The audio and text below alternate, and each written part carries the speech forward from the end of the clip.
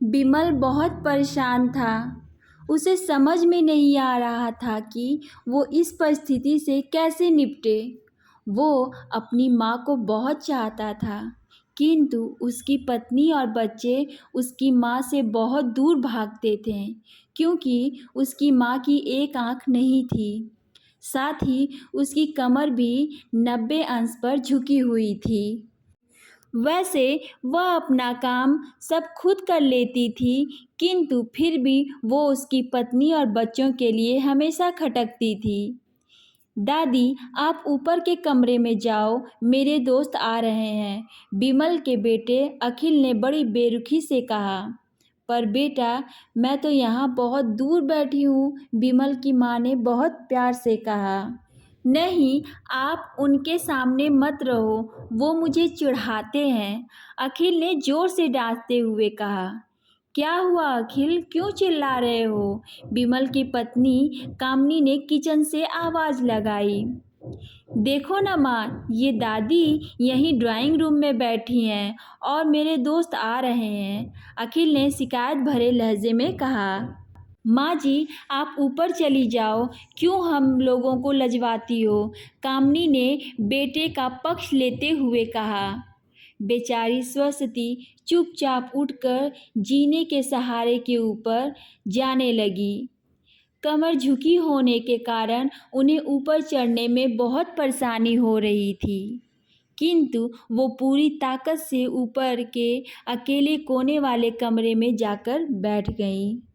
बिमल बाजू के कमरे में सब सुन रहा था। उसे कष्ट हो रहा था कि उसकी माँ को अपमानित होना पड़ रहा है, किंतु वह असहाय था। अगर वो कुछ कहता तो पत्नी और बच्चे उसका विरोध करने लगते। दूसरा, उनका तर्क भी सही लगते। चूँकि वो एक प्रशासनिक अधिकारी था, उसका सामाजिक स्तर बहुत ऊंचा था। उसकी ससुराल भी एक उच्च घराने में थी, अतः वह चुपचाप इस तरह हर दिन अपनी माँ को अपमानित होते देखता रहता था। रात को बिमल की पत्नी ने कहा, देखो जी, अब कुछ करो, कल कलेक्टर साहब की पत्नी आई थी। माँ जी अपनी देसी धुन धारा से उनसे मिली, मुझे बहुत शर्मा रही थी, बताते हुए कि ये मेरी सास हैं। मैंने कह दिया कि दूर की रिश्तेदार हैं, इलाज कराने आई हैं। बिमल को रोना आ गया, किंतु फिर भी वह चुप रहा। उसे समझ में नहीं आ रहा था कि वो क्या करे।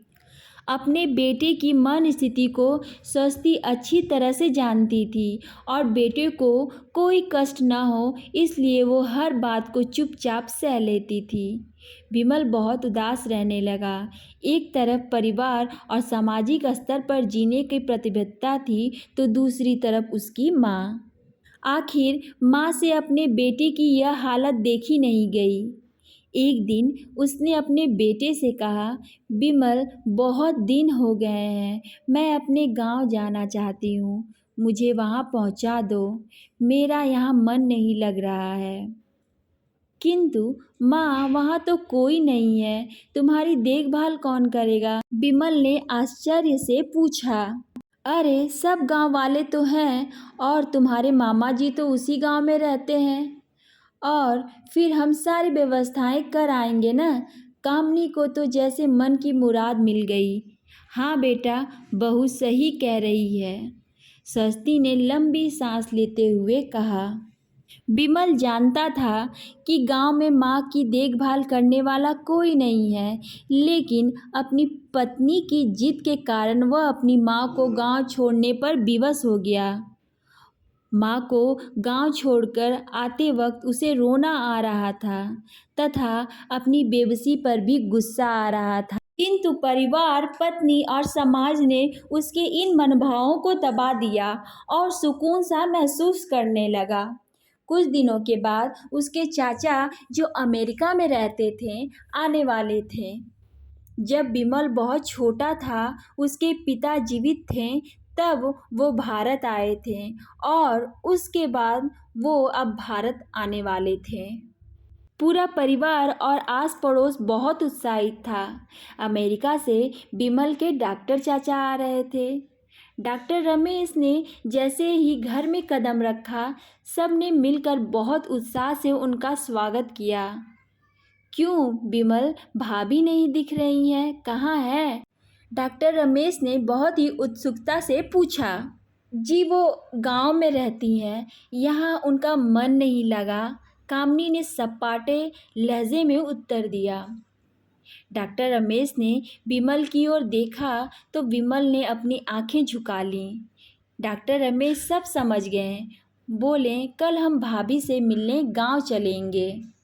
दूसरे दिन सभी लोग गांव के घर में पहुंचे। देखा कि स्वस्ति को बहुत तेज बुखार है और वो पलंग पर असहाय पड़ी है। डॉक्टर रमेश दौड़कर स्वस्ति के पास गए, उनके पैर छूकर रोने लगे। सरस्वती की ये हालत उनकी कल्पना से परे थी। वह बेटा विमल, तूने तो नाम उजागर कर दिया। अपनी माँ की ये हालत देखकर तुझे तो शर्म भी नहीं आ रही होगी। डॉक्टर रमेश ने विमल को लगभग डांटते हुए कहा। नहीं देवर जी, विमल का कोई दोष नहीं है, मैं खुद गांव आई थी। स्वस्ति ने अपने बेटे के बचाव किया। मुझे सब पता चल गया भाभी, आप चुप रहो। क्यों बहू, तुम्हें अपनी सास की कुरूपता पसंद नहीं है?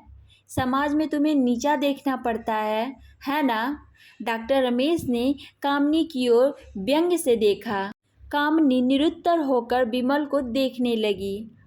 आज तुम जिस सामाजिक स्तर पे हो, इन्हीं के संघर्षों की देन है। और बेटा विमल, तुम्हें शायद मालूम न हो कि बचपन में जब तुम 1 साल के थे, तब छत से नीचे गिरने के कारण तुम्हारी एक आंख फूट गई थी और तुम्हारी रीढ़ की हड्डी में भी समस्या थी। तब तुम्हारी इस कुरूप माँ ने अपनी एक आंख और अपना बोन मैरो तुम्हें देकर इतना सुंदर स्वरूप दिया था।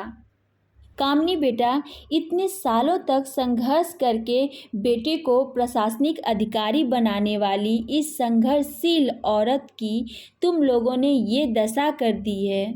तुम्हें ईश्वर कभी माफ़ नहीं करेगा। डॉक्टर रमेश की आंखों से आंसू की धारा बहने लगी। अब भाभी, आप मेरे साथ अमेरिका जाएंगी, यहाँ इन स्वार्थी लोगों के बीच नहीं रहेंगी, डॉक्टर रमेश ने स्वस्ति से कहा। डॉक्टर रमेश जो उसके चाचा थे, उन्होंने जो राज बताया, उसके बाद तो विमल का यही लग रहा था कि उससे ज़्यादा पापी इंसान इस दुनिया में कोई और है ही नहीं। वह दौड़ता गया और माँ स्वस्ति के कदमों में लिपट गया।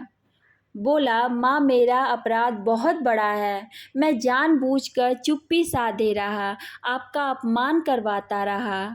अब सिर्फ आप ही उस घर में मेरे साथ रहेंगी और कोई नहीं। विमल ने क्रोध से अपनी पत्नी और बच्चे की ओर देखा। कामनी को भी बहुत पश्चाताप हो रहा था, किंतु उसकी हिम्मत नहीं हो रही थी कि वो सरस्वती से आंख मिलाए। स्वस्ति ने कामनी की मन स्थिति को समझकर उसे पुचकारते हुए अपने पास बुलाया और विमल को डांटते हुए कहा, खबरदार, जो मेरी बहू को मुझसे अलग करने की कोशिश की तो तुझे ही घर से बाहर निकाल दूंगी।